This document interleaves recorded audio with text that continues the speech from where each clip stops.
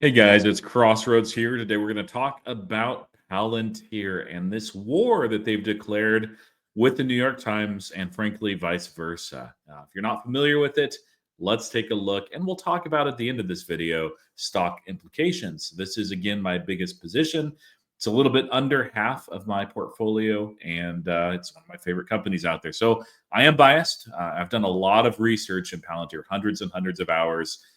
And so let's take a look. New York Times published this article.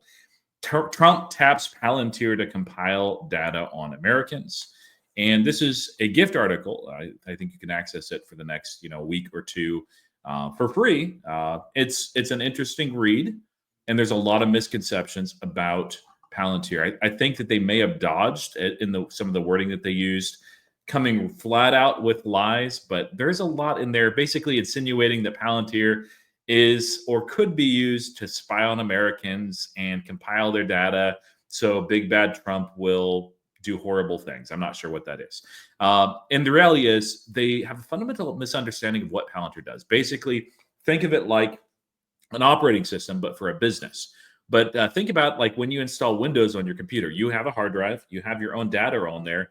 You install an operating system, and the operating system is a piece of software that helps you interface with your own data and do things with it. And that's what Palantir really is. It operationalizes data. It does not collect data. It doesn't store data or anything like that. They don't have any thing of any kind like that in their architecture. But that's what they are. And people don't really understand like that. This is it's a software technology. It's not a big, scary company that's out there. I know they have a scary sounding name. They do have some government contracts. In fact, a lot of government contracts that have really been ramping up. And that may be one of the reasons why this article occurred. Now, what's really interesting, though, is not the New York Times article, but instead Palantir's response. Now, in the past, Palantir, before about a year and a half ago, they were very quiet. Alex Karp was not. He's outspoken, but pretty much everybody else not active on X, not active putting out, content or anything.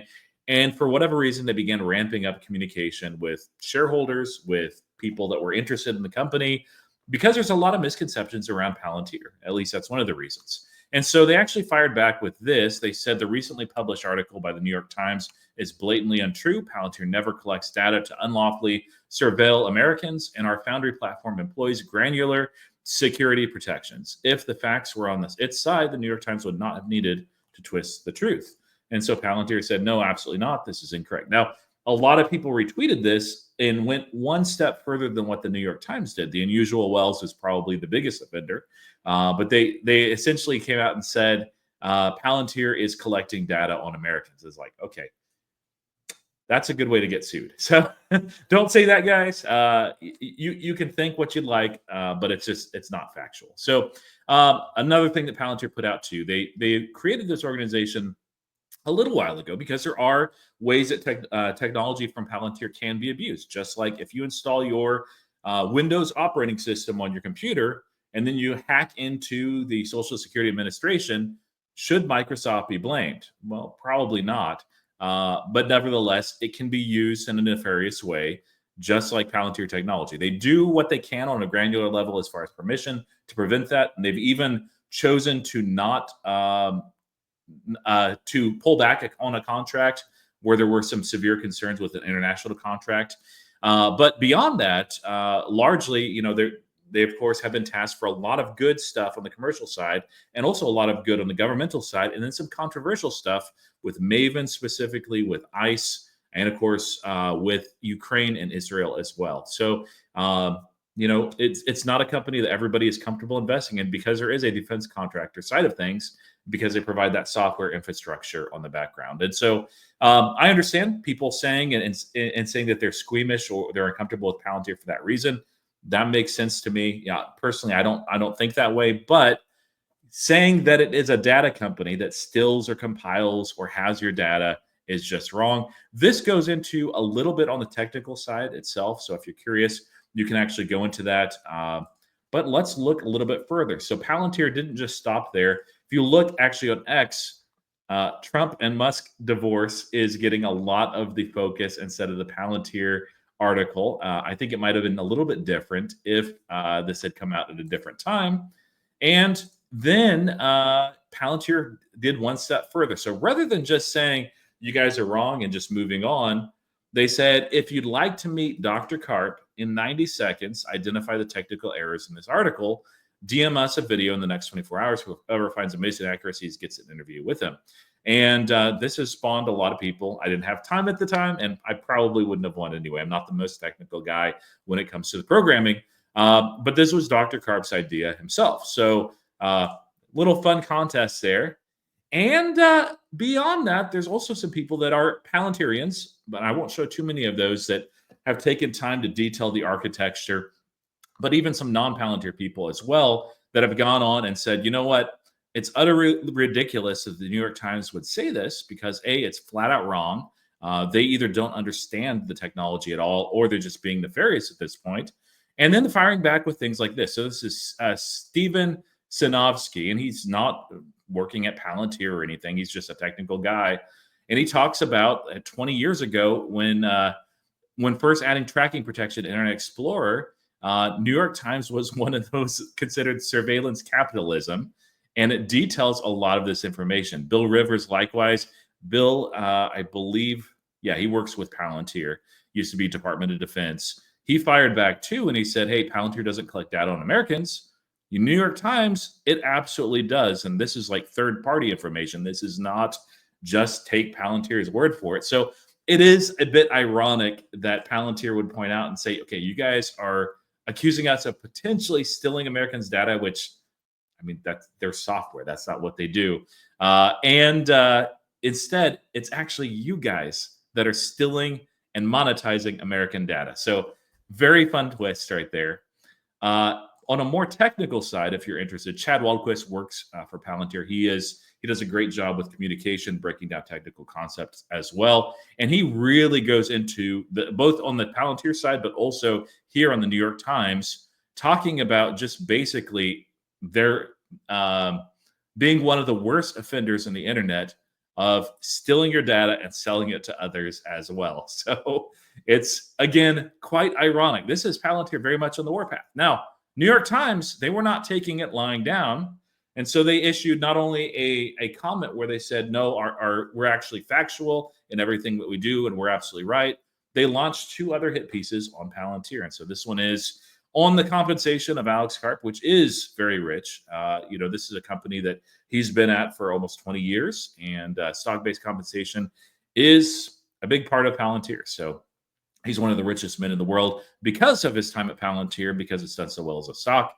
But it says the rich compensation for being the CEO, and it goes into that detail. And then the other article was Palantir's collection of disease data at CDC stirs privacy concerns, which again is ridiculous. But, New York Times, Palantir are in a bit of a war.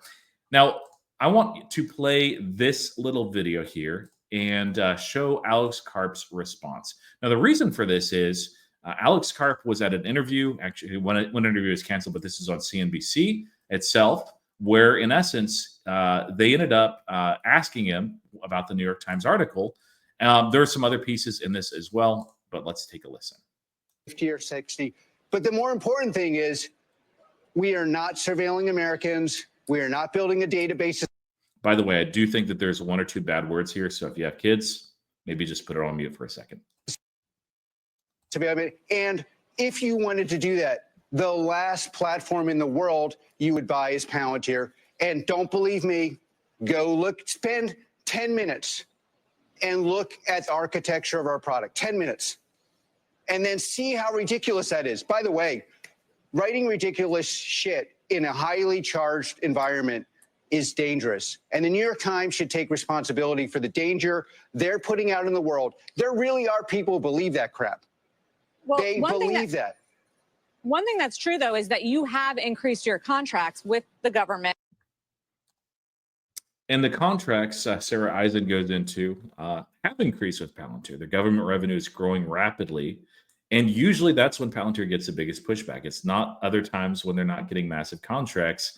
It's almost like that there's people out there that have companies that would love to have some of these contracts, and they decide to try to hit things below the belt. We saw that with NHS when Palantir was going after the federated database, and they ended up, because of political pressure, being forced to share that contract with a lot of other providers, which I don't fully understand the technical side of that. So maybe it's a good thing. I'm skeptical on that. Usually, when politics is involved in making decisions with technology, that's not the best decision maker at all. But regardless, this has been an interesting riff, and I don't think that it's over yet. What I think that we might see is actually another few articles from the New York Times. There could be some funding as well, as far as other people coming out with nasty gram things on Palantir, which happens from time to time. When you're a big company, inevitably that'll happen, especially when you're on the data side, especially when you've made an outspoken argument for Western values in the United States as well. But a word of caution to the New York Times is, well, this obviously is not a CIA backed or Mossad backed. That's utterly ridiculous. They're not stealing data. But one thing that Palantir does very well is stand up for themselves. We're seeing it right now. And we saw it. This isn't the first time. We saw that previously when they were bidding for a contract with the Army, and they ended up not getting it simply because they were not considered. And this goes back to, this is a 2016 article, Palantir prevails in lawsuit over U.S. Army contracting practices. Data mining software could be eligible for a $200 million contract. And there was a 1994 law that basically required government agencies to consider what's out there commercially before they seek to build their own. And the reason why they're doing that is not just to put money in the commercial side, but rather because usually commercial can build better products at a much cheaper amount than the government, especially these days. And so that certainly was the case with Palantir. And so this actually changed and was a litmus to actually beginning to change the way that the government has procured contracts, especially on the software side. We've seen what's happened out of that. Of course, FedStart and FedRAMP, which Palantir is a big part of as well. But they sued the government successfully, or the Army in this case. They won that lawsuit, and their technology was the best, so they won that contract as well. So I'm not saying the New York Times is going to be sued, but honestly, at this point, that may well be the case. So anyway, let me know what you think in the comments. Do you like this? If you're a Palantir shareholder, them pushing back, not just clarifying, but hitting a little bit below the belt for New York Times too, and saying you guys are the actual ones that are stealing the data? Or would you prefer that they just say, no, this is not correct, and leaving that as it is? Has this changed your opinion on Palantir? One thing as far as stock, before I forget to do so, the implications for this is there's going to be a lot more eyeballs on Palantir. I expect that there probably will be more volume. There will be some that look into this stock for the first time, and they'll just see the multiples and say, oh man, I'm going to short that. And so we might see a little bit of downward pressure for a little while, although I don't know that it'll be long lasting. This is not a highly shorted stock simply because, people know what the company is doing on a high level, the government contracts that they're obtaining as well. But beyond that, I also think that it'll get some people to look into Palantir for the first time and realize, hey, maybe all that I've heard about them being big and scary is actually false. I quite like what they're doing. I could go back to 2020 when I first heard about Palantir, and I was like, oh man, I don't know about that. I actually looked into them, and I was like, okay, they're actually founded on, yes, using and operationalizing data, but also protecting civil liberties. And I love that. And the more I looked into the company, I was like, I need to get a part of this. And so I entered the company as far as a shareholder in 2021 in January. So anyway, as far as the stock, I don't think it's going to change too much. It may cause some scrutiny with the way that contracts are procured. There might be a couple of companies that actually end up not signing on with Palantir just because they don't want that public scrutiny. But I think that times really have changed. If this had happened maybe a couple of years ago, when Palantir's product was not nearly as proven out, when all these different companies out there had not had massive, massive success in deploying this AI infrastructure, perhaps then it would have been effective. Now, people want the best product. They're willing to pay for it.